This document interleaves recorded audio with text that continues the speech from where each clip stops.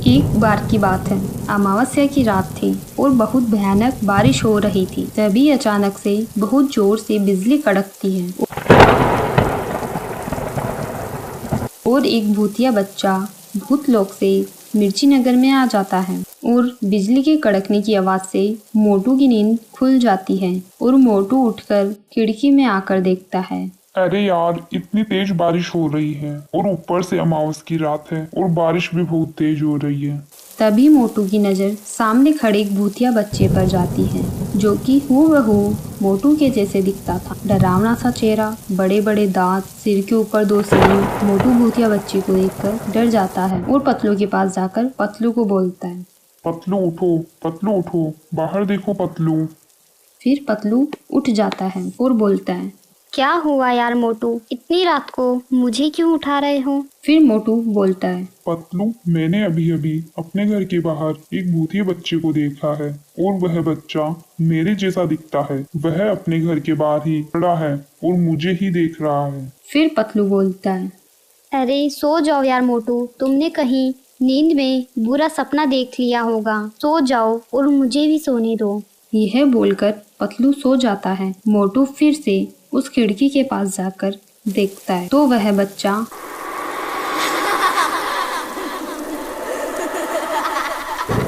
पूरे मिर्ची नगर के लोगों को भूतलोक लेकर जाऊंगा और मेरा गुलाम बनाऊंगा और फिर मैं वहाँ का राजा बन जाऊंगा।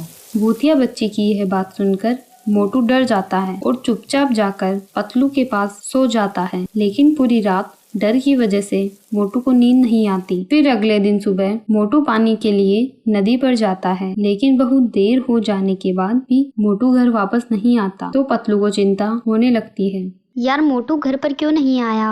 अब तक तो उसे घर आ जाना चाहिए था। आज से पहले तो मोटू को इतना टाइम कभी नहीं लगा पानी लाने में। यह बोलकर पतलू मोटू को ढूंढने के लिए अपने घर से निकल जाता है। पतलू मोटू को ढूंढते ढूंढते नदी के पास पहुंच जाता है, लेकिन पतलू को मोटू वहां भी दिखाई नहीं देता। फिर पतलू नदी के ऊपर कपड़े धो रहे एक आदमी से पूछता है, अरे भाई साहब, आपने मेरे भाई मोटू को देखा था क्या? काफी देर हो गई। वह नदी के ऊपर पानी लेने गया था, वह अभी तक घर नहीं आया। फिर वह आदमी बोलता है, नहीं नहीं पतलू, मैं तो काफी देर से यही हूँ, मोटू तो यहाँ आया ही नहीं। फिर पतलू मोटू को ढूंढते ढूंढते जंगल में चला जाता है। जंगल में थोड़ा आगे जाने के बाद पतलू को एक पेड़ दिखाई देता है और उस पेड़ पर मोटू का पुतला उल्टा लटका हुआ था। तो पतलू उसे नीचे उतार लेता है और बोलता है, मुझे माफ कर दो मेरे भाई मोटू। काश मैंने कल तुम्हारी बात मान ली होती तो आज तुम ऐसे नहीं होते।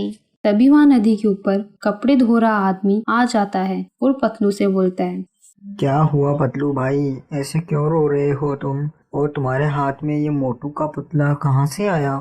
फिर पतलू बोलता है, अरे भाई क्या बताऊं तुम्हें, रात को मोटू ने मुझे बोला था कि अपने घर के बाहर एक भूतिया बच्चा खड़ा है, लेकिन मैंने मोटू की बात पर विश्वास नहीं किया।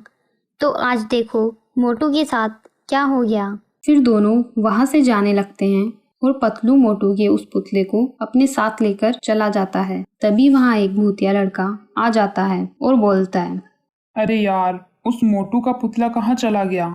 मैंने तो मोटू के पुतले को इस पेड़ के ऊपर ही लटकाया था। लगता है उसे कोई लेकर गया है, शायद ज्यादा दूर नहीं गया हो। गांव की तरफ आता है तो उस रास्ते में पतलू और वह आदमी दिख जाता है और पतलू के हाथ में मोटू का पुतला था। तो वह बच्चा बोलता है, अरे ओ भाई, यह मेरा पुतला है और तुम इस पुतले को लेकर कहाँ जा रहे हो, वो भी मुझसे बिना पूछे? भूतिया लड़के की यह बात सुनकर पतलू डर जाता है और बोलता है, अरे भाई कौन हो तुम, और मेरे भाई मोटू को तुमने पुतला क्यों बना दिया? फिर वह भूतिया बच्चा बोलता है, मैं भूतलोक से आया हूँ और मैं मिर्ची नगर के सभी लोगों को पुतला बनाकर मेरे साथ भूतलोक लेके जाऊंगा और वहाँ ले जाकर मेरा गुलाम बनाऊंगा।